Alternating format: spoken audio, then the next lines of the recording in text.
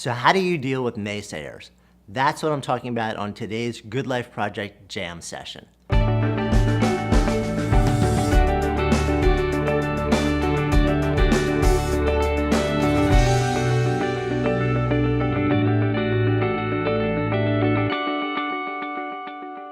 One of the questions I get all the time is how do you deal with people who are constantly saying to you, that's stupid, that'll never work, why are you doing that, you're guaranteed to fail. You will have people in your life that look at you and think that you're anywhere from absolutely insane. So the question is, who do you listen to?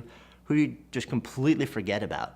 And how do you figure out what the balance is there and still maintain a positive attitude? The first thing is I don't just lump everybody together. The first question I ask is, who is this person? And should they actually matter to me? Should what they're saying matter to me? But you gotta figure out who are the people that actually have value to add to your decision-making process. And then who are the people, there are some people where it probably makes sense to jettison them from your process, your decision-making process. But there are other people who A, you can't jettison, and B, you don't want to. So the people you can't are close friends, family who care about you, and mentors and people who really actually, they care about what you're doing and they're giving you input because it matters to them and they want to see you flourish. Those are the people that you actually want to have a conversation with. You cannot jettison those people from your life because they're integral to your life, right? And there may be other people who you just don't want to jettison from your life because they're experts, because they really have domain knowledge that will help you a lot and they disagree with you. They may not be that close, but you have the benefit of getting input from them and you want that information. So with this group of people, the domain experts, the people who have gone before you and the people who are really close to you, who are going to be part of your life for a long term, how do you actually work with people in that level who are saying, no, I think what you're doing is stupid. I think what you're doing is going to fail, right? So first, are they right? Are they right?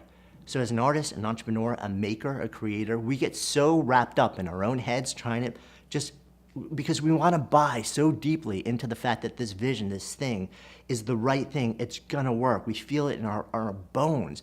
But you know what? Sometimes we're wrong. Sometimes we're dead wrong. Sometimes we end up spending a huge amount of time, money, and energy building something that shouldn't be built.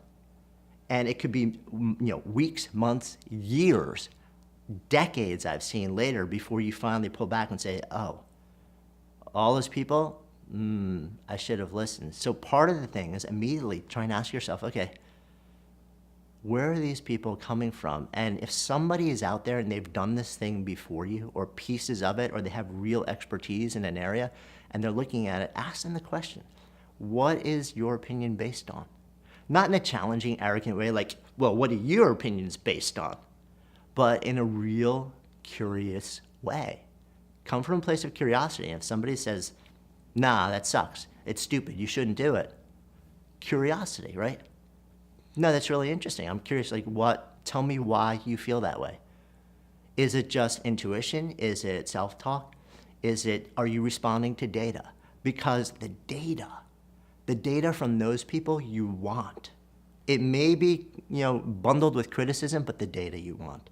So solicit that from people, right? And then listen to them. And try and just draw whatever you can that's going to advise you, and maybe you get really good information that may not shut down what you're doing, but it may change the direction of what you're doing, and that's good. You want that information. Now, what about the other group of people, your close friends, your family, those people where you're never gonna walk away from them, they're a deep part of your life, but they are rejecting what you wanna do, right? So what do you do with those people? And you believe in your heart, you've done the information now, you've done the research, you've done the data, you've done a whole bunch of little tests to experiment, and everything that you're doing is validating that you're on the right path. This thing is gonna work, it's gonna be amazing, it's gonna serve you, it's gonna serve other people, it will let you live in the world, create your art, and do what you're here to do. But those people closest to you are saying, no, it's stupid, it's not gonna work, this is not what you should be doing. What do you do at that point? When it becomes kind of clear to you that people very close to you are saying things designed to tear you down, but you truly believe and you have good hard data that you are in fact on the right path. How do you handle that? It's a really tough scenario. It's very tough, but there's one sort of awakening about the psychology that underlies it that has helped me certainly in the past, and I think a lot of other people. It doesn't change people, it won't change the way they're responding, but it changes the way that you respond to them and receive them. It lets you understand why they're saying what they're saying. And that is this, that when you go out into the world and you take actions and you take risks and you make yourself vulnerable, you reject the status quo, you reject complacency to go and do something exceptional, extraordinary with your life, with your energy. And people who are very close to you don't do that. They live a life where they're not content with what they have, but they're so led by fear that they won't take action because they believe that if they do, they'll fail and things will be worse. When you take action, when you reject that status quo, if you succeed, then your success becomes manifest evidence that their decision not to risk, their decision not to be vulnerable, their decision not to take similar action is wrong.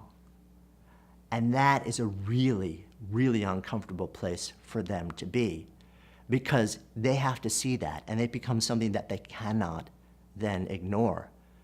Because as long as they assume that if I go and do all these things, I'll fail, then they have a reason not to do it. But when you go and do similar things and you're similarly equipped in the world and you succeed, then your actions and your success start to prove their assumptions wrong. And that makes those people incredibly uncomfortable, continuing not to take action themselves. So it's almost like they're inadvertently rooting for you to fail, because if you fail, their assumptions about not making any changes are validated, and they can just keep on living the way that they want to live. And it's sad to know that so many people exist on the planet without living each day embracing meaning and embracing purpose, embracing things that matter, but it's the reality. So if you understand that you may have people around you who are just categorically rejecting your choice to actually step into and lean into life and build something bigger, and it seems like no matter what you do or what you argue, no matter how clear it's becoming through incremental success that this is valid and it's right, it's constantly naysayers, but these people are very, very close to you. You're not going to jettison them from your lives. You're not going to reject them. They matter. Shift your mindset and understand the psychology behind this is very likely not trying to tear you down. It's not about them, like absolutely just rejecting and truly not believing it, but they're responding to an internal fear which says, in that person's success, my assumptions are invalid. And me sitting on the couch becomes a really uncomfortable place. So I want you to fail so that I don't have to face my own choices. When you understand what they're really rejecting is their own choices, it allows you to receive what they're saying in a very different lens. It won't change what they're saying. They may continue to reject for a very long time until you actually become so openly successful at what you're doing that there's literally no way to look at this and say, well, that was stupid, although some people still will. So how do you deal with naysayers? Start out with that big divide, right? Is this person in the arena like you, or are they not? If they're not, what they say doesn't matter. Next level, if they're in the arena too, or if they are the people who you will never remove from your life, close friends and family, mentors, then you drill down to, do they have valid data that will in some way affect what I am doing and should affect what I'm doing? Listen to it, hear it, integrate it. And then people who just are saying no from a place of fear, understand that's where it's coming from and just allow it to move through you instead of sink into you and grind you down. I hope that's helpful. It's something that I continue to deal with on a fairly regular basis. And the more that you're out there in the world, putting yourself out there, building things from nothing, you will experience this too if you haven't already. I'm Jonathan Fields, signing off for Good Life Project.